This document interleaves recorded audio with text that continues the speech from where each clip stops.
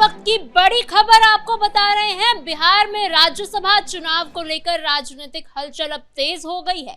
महागठबंधन खेमे से ऐसी खबरें आ रही हैं कि तेजस्वी यादव अब विधायक की छोड़कर संसद की तरफ बढ़ सकते हैं और साथ ही एनडीए खेमे में भी अब हलचल कहीं ना कहीं नजर आ रही है, क्योंकि जितन राम मांझी की तरफ से कुछ पुराने वादे याद दिलाए गए हैं और कहा है उन्होंने कि हमें यानी हम पार्टी को भी एक राज्यसभा सीट चाहिए, ये मांग रखी है उन्होंने। इस पर और जानकारी के लिए मेरे साथ मौजूद है मेरे सहयोगी नीतीश ठाकुर। सर, क्या है ये पूरा मामला, क्योंकि महागठबंधन की तरफ से ऐसी खबरें आ रही हैं कि हो सकता है तेजस्वी यादव अपनी विधायकी छोड़कर संसद की तरफ रुख कर ले। जी देखिए, ये शुरुआत से ही कोई नई चीज नहीं है।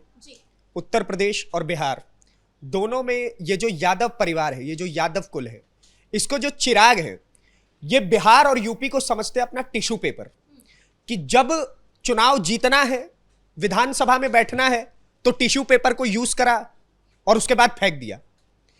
ये पहले अखिलेश यादव भी कर चुके हैं। विधानसभा चुनाव जीते हुए थे, फिर भी लोकसभा का लालच आया और उसके बाद वो उठ करके चले गए लोकसभा चुनाव के लिए। उसके बाद अब ये प्रचलन बिहार में कैसे आ गया, ये सबसे बड़ी बात है। राघोपुर एक ऐसी सीट जहां पर मैं खुद वहां पर कवरेज के लिए गया हूं, मैंने वहां पर जब चीजें देखी है, राघोपुर को यादव परिवार, तेजस्वी यादव, राबड़ी देवी, लालू यादव, किसी ने कुछ भी नहीं दिया और उसके बावजूद भी वो विधानसभा सीट जो है उसने हमेशा ये सीट लालू यादव परिवार के खाते में रख दी। और उसके साथ अगर तेजस्वी यादव इस बार धोखा करने जा रहे हैं तो यह अपने आप में बड़े कलंक की बात है कि तेजस्वी यादव जिस सीट पर उनके जीतने की कोई उम्मीद नहीं बता रहा था, वहां पर आप जीत जाते हैं और उसके बाद आज आप केवल और केवल राज्यसभा के अंदर बैठने के लिए उस सीट के साथ, राघोपुर की जनता के साथ, बिहार की जनता के साथ, जो आपको लीडर ऑफ अपोजिशन के तौर पर देख रही है, उसके साथ आप धोखा करने की बात कर रहे हैं। अब ये तैयारी कहां से शुरू हो रही है, आप देखिए। सबसे पहले मैं आपको बताता हूं, ये जो तैयारी है ये शुरू होती है आज के दिन से।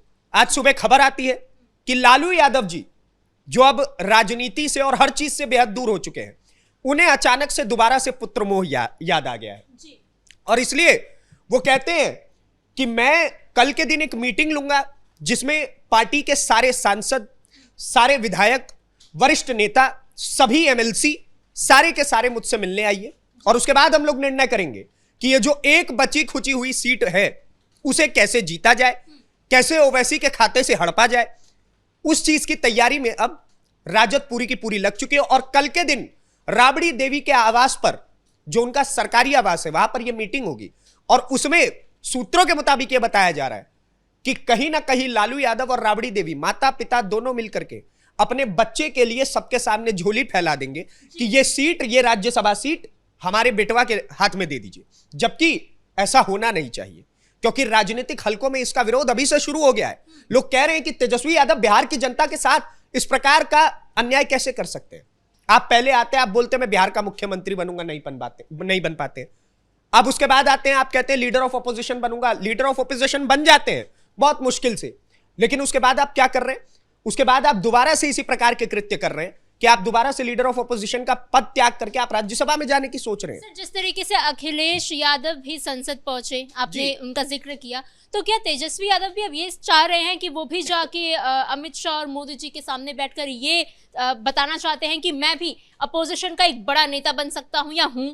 ये देखिए, मैं आपको एक बात बताता हूं, ये युवराजों का एक राजनीति के अंदर अगर आजकल के जेनजी वर्ड्स में बोला जाए तो एक ये फैन क्लब बनना शुरू हो गया है। ठीक है, एक युवराज जो शुरुआत से ही केंद्रीय राजनीति में रहा, वो लोकसभा में बैठ ही रहा है। अब उसको लगा मुझे और एक युवराज की आवश्यकता है, तो उसने उत्तर प्रदेश फोन घुमाया, तो वहां से एक युवराज उठ करके आते हैं। अब उत्तर प्रदेश वाले युवराज ने कहा कि जब दोनों युवराज इस तरफ हैं तो तुम भी आ जाओ, तो इसलिए अब तेजस्वी यादव के मन में भी लालच आ गया कि नरेंद्र मोदी का विरोध करेंगे।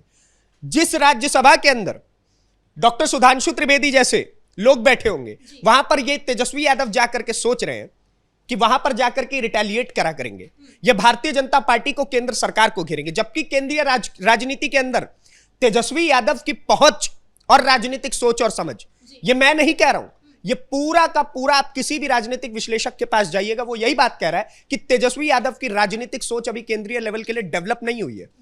वरना अगर वो भी वहां जाएंगे तो राहुल गांधी की तरह ही हरकतें करना शुरू कर देंगे। ये बात सारे के सारे राजनीतिक विश्लेषक कह रहे हैं। खैर, ये सारी चीजें जब हो रही हैं तो सबसे पहले अख्तरुल इमान असदुद्दीन ओवैसी को नहीं भूलना चाहिए, क्योंकि कल की इस मीटिंग में बहुत बड़ी बात मैं आपको बताऊं, कल की इस मीटिंग में यह बात निश्चित होने वाली है, यह बात निश्चित होने वाली है कि ये लोग अख्तरुल इमान और असदुद्दीन ओवैसी को धोखा देंगे। उनके थाली से वो सीट उठा करके अपनी थाली में रख लेंगे और उसके बाद ओवैसी को और अख्तरुल इमान को बिहार से इग्नोर करना शुरू कर दिया जाएगा। उनको भी टिश्यू पेपर की तरह इस्तेमाल करने की सोच के साथ तेजस्वी यादव आगे बढ़ रहे हैं। लेकिन हो सकता है कि अख्तरुल इमान अभी बोल तो दे कि हम आपको जो है समर्थन करने वाले हैं, लेकिन आने वाले समय में यह चीज हो सकती है कि अख्तरुल इमान इस चीज से इनकार कर दे।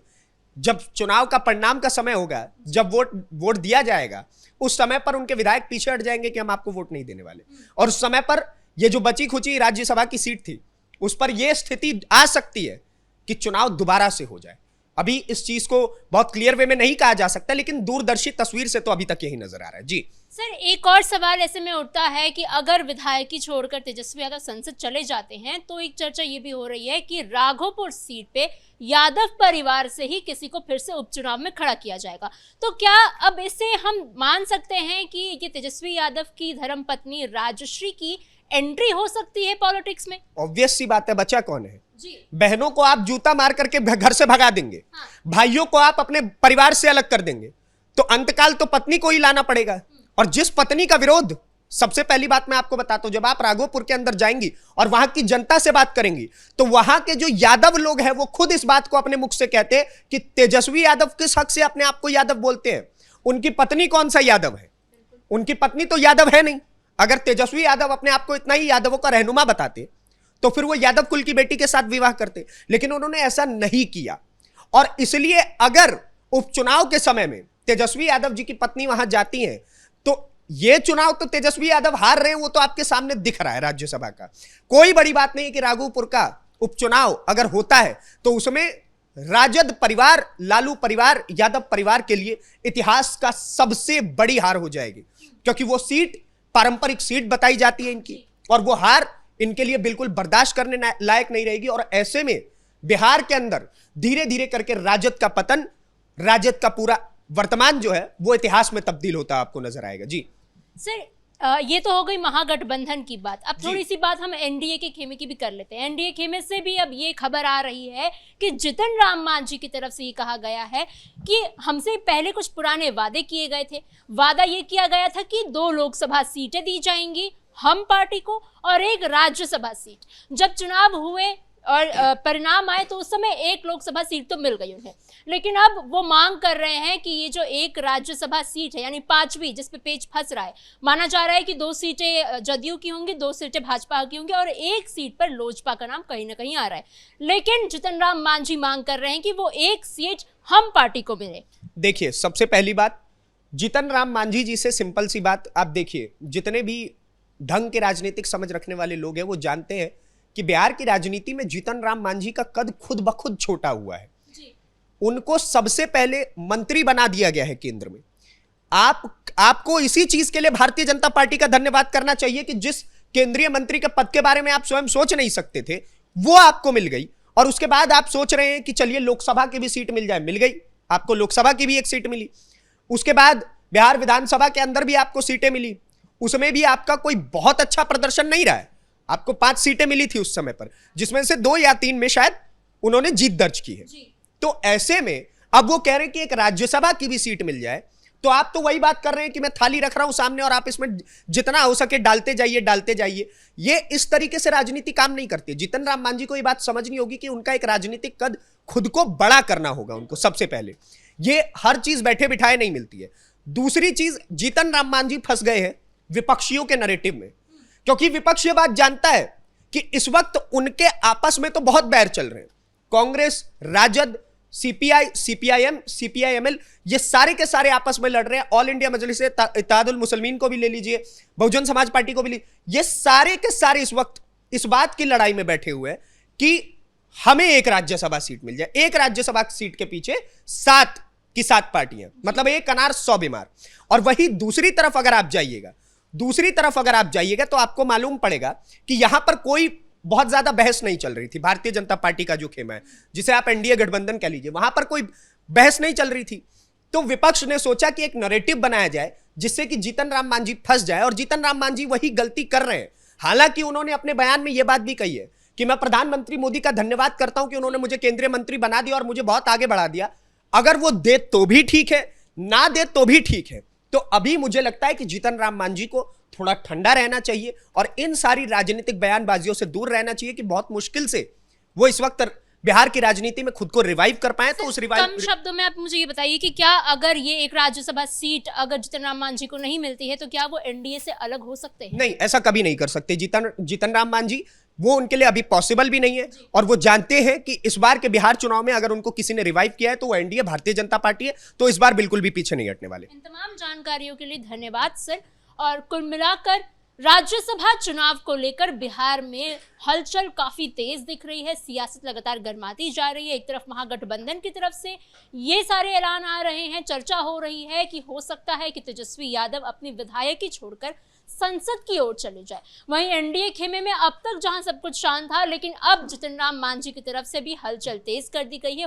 कहा जा रहा है कि जीतन राम मांझी और हम पार्टी की तरफ से खेला बिगाड़ा जा सकता है एनडीए के लिए। फिलहाल इस ब्रेकिंग में इतना ही। कैमरा पर्सन कुणाल के साथ मैं समीक्षा तिवारी, कैपिटल टीवी बिहार।